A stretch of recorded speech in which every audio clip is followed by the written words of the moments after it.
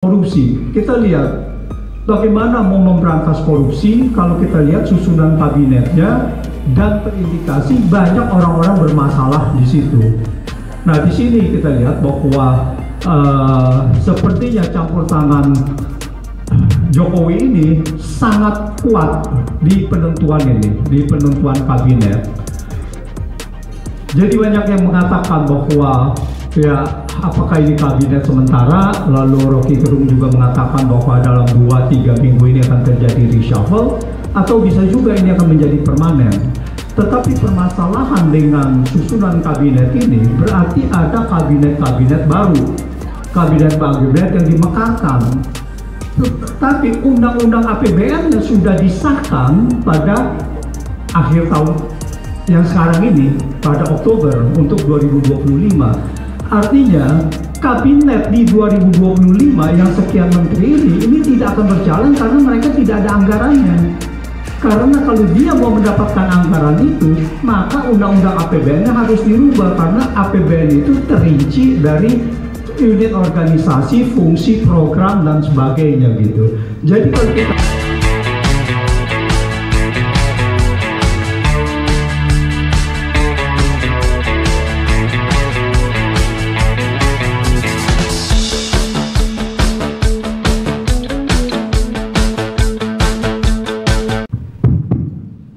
Terima kasih Mas Ersu. Selamat siang, salam sejahtera untuk kita semua. Di dalam pidato Prabowo ini memang banyak menggarisbawahi mengenai permasalahan ekonomi karena permasalahan ekonomi adalah salah satu yang menjadi tonggak atau hasil dari pemerintahan ini. Jadi ada beberapa catatan di sini, yaitu Prabowo sendiri menyebutkan mengenai kemiskinan, bagaimana memberantas kemiskinan, lalu kemudian memberantas korupsi yang menyebabkan kemiskinan itu. Dan untuk itu diperlukan penegakan hukum ya yang berkeadilan. Dan secara ekonomi, untuk memberantas kemiskinan, keadilan, maka diperlukan pertumbuhan ekonomi 8%. Yang tidak kalah pentingnya yaitu ada dua hal, menggarisbawahi swasembada pangan dan swasembada energi. Kalau kita lihat poin ini sangat banyak.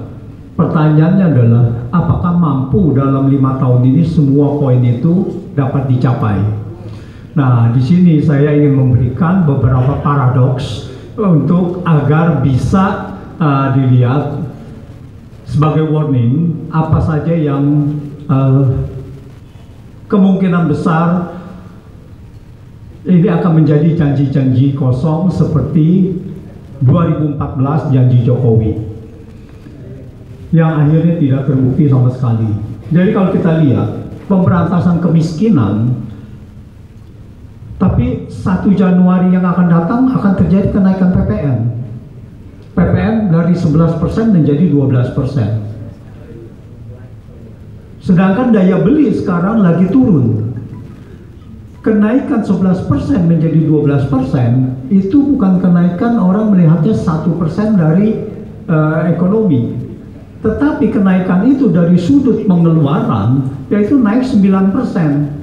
Dari 10% menjadi 11%, kenaikannya kalau dulu kita beli barang 1 juta, bayar PPN-nya 100.000, sekarang menjadi 110.000. Nah sekarang, lalu 1 Januari yang akan datang menjadi 120.000. Dan daya beli ini akan tersorot, akan terbebani sekali.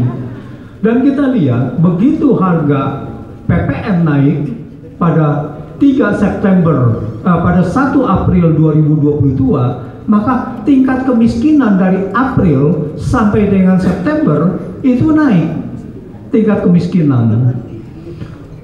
Nah, jadi kenaikan PPN ini karena dari yang kelompok bawah itu sangat terbebani, itu akan berkorelasi positif dengan kenaikan tingkat kemiskinan. Lalu tim Pak Prabowo itu waktu mengatakan akan mengevaluasi kemungkinan PPN ini tidak naik. Nah, ini menunjukkan sesuatu yang tim Prabowo ini tidak memahami, bahwa 12% ini tidak bisa kenaikan PPN 11% menjadi 12%, tidak bisa dibatalkan dengan keputusan presiden karena ini undang-undang dan harus dibatalkan dengan undang-undang lagi. Dan apakah sempat bahwa 1 Januari membuat undang-undang untuk membatalkan PPN ini? Nah, ini sangat mustahil gitu. Jadi 1 Januari akan naik dan itu terbebani. Dan kemudian pemberantasan korupsi. Kita lihat bagaimana mau memberantas korupsi kalau kita lihat susunan kabinetnya dan terindikasi banyak orang-orang bermasalah di situ. Nah, di sini kita lihat bahwa sepertinya campur tangan Jokowi ini sangat kuat di penentuan ini, di penentuan kabinet. Jadi banyak yang mengatakan bahwa ya apakah ini kabinet sementara, lalu Rocky Gerung juga mengatakan bahwa dalam 2-3 minggu ini akan terjadi reshuffle, atau bisa juga ini akan menjadi permanen. Tetapi permasalahan dengan susunan kabinet ini berarti ada kabinet-kabinet baru, kabinet-kabinet yang dimekarkan. Tetapi undang-undang APBN-nya sudah disahkan pada akhir tahun yang sekarang ini, pada Oktober untuk 2025. Artinya kabinet di 2025 yang sekian menteri ini tidak akan berjalan karena mereka tidak ada anggarannya. Karena kalau dia mau mendapatkan anggaran itu, maka undang-undang APBN-nya harus dirubah karena APBN itu terinci dari unit organisasi, fungsi, program, dan sebagainya gitu. Jadi kalau kita lihat ada beberapa kementerian yang nanti tidak ada anggaran atau dia harus numpang di kementerian yang lain, dan itu sampai undang-undang APBN itu dirubah. Jadi kita ingat bahwa pada saat itu ada ketua otorita dan wakil otorita atau semua jajarannya itu tidak dibayar ya gajinya. Karena apa? Bukannya karena pemerintah tidak ada uang, pada saat itu diisukannya ya ini APBN kita sudah tidak ada uang dan sebagainya. Bukan itu, karena itu tidak ada anggarannya. Kalau itu dikeluarkan anggaran untuk kepala IKN, ketua otorita IKN dan sebagainya, maka itu akan menjadi penyimpangan APBN, akan menjadi delik korupsi gitu. Nah itulah, jadi di sini ini beberapa kementerian ini tidak akan berjalan. Nah, di lain pihak, beberapa kementerian yang seharusnya menangani itu juga tidak berjalan. Ini akan menjadi masalah di dalam kabinet kita. Misalnya saja, koperasi. Dulu kita ada Kementerian Koperasi dan UMKM. Sekarang dipecah Kementerian Koperasi dan Kementerian UMKM. Undangan APBN-nya bagaimana anggarannya? Kalau ini tidak ada anggaran, maka ini akan terbengkalai. Jadi kooperasinya terbengkalai, UMKM-nya juga terbengkalai gitu karena tidak ada anggarannya. Dan ini potensi yang sangat serius sekali. Jadi semoga bahwa undang-undang APBN ini harus diajukan secepatnya menurut kementerian yang ada yang sudah berubah itu. Penegakan hukum. Ya, penegakan hukum ini banyak sekali, bahwa ya salah satunya katanya IKN akan lanjut, tetapi IKN sendiri adalah bermasalah hukum gitu. Dan banyak sekali penegakan hukum ini belum berjalan secara berkeadilan dan orang-orang yang ada di situ itu masih menjabat. Seperti misalnya kartu prakerja. Kartu prakerja itu tahun 2020 anggarannya 20 triliun terrealisasi.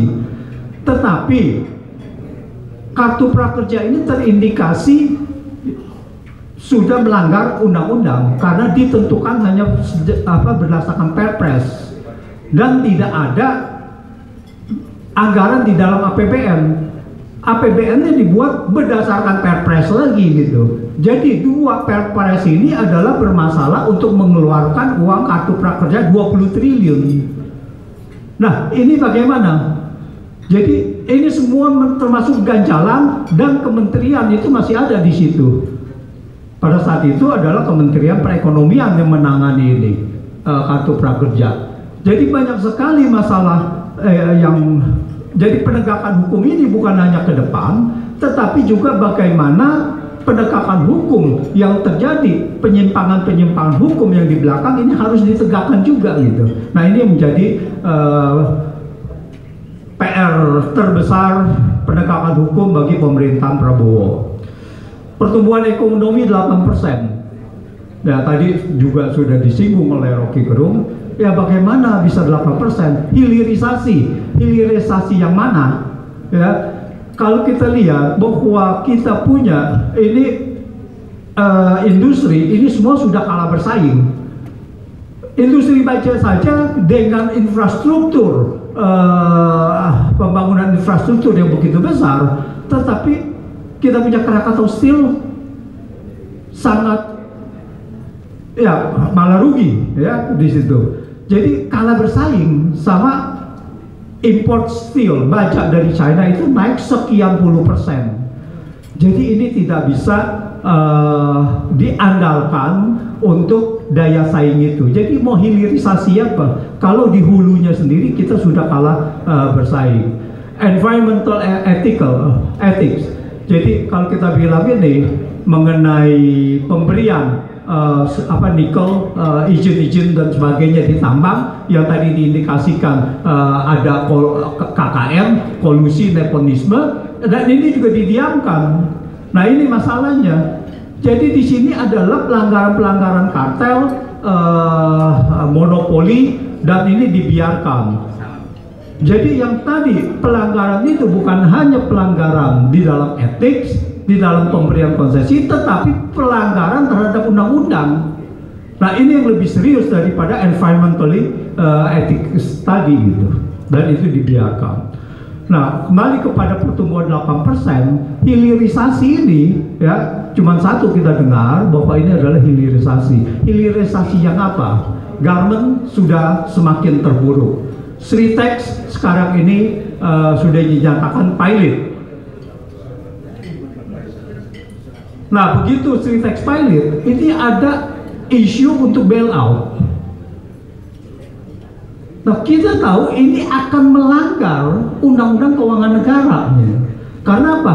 Karena pemerintah atau negara tidak boleh mencampuri keuangan dari swasta, dari perusahaan.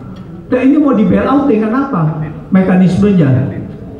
Nah, di sini adalah pelanggaran ke Undang-Undang Keuangan Negara. Sritex ini sudah dipilotkan pada waktu zaman masih Presiden Jokowi. Tetapi kemudian sekarang ini itu waktu di bailout dicicil menjadi 12 tahun dan ternyata gagal bayar lagi, dan karena itu langsung bisa dipilotkan.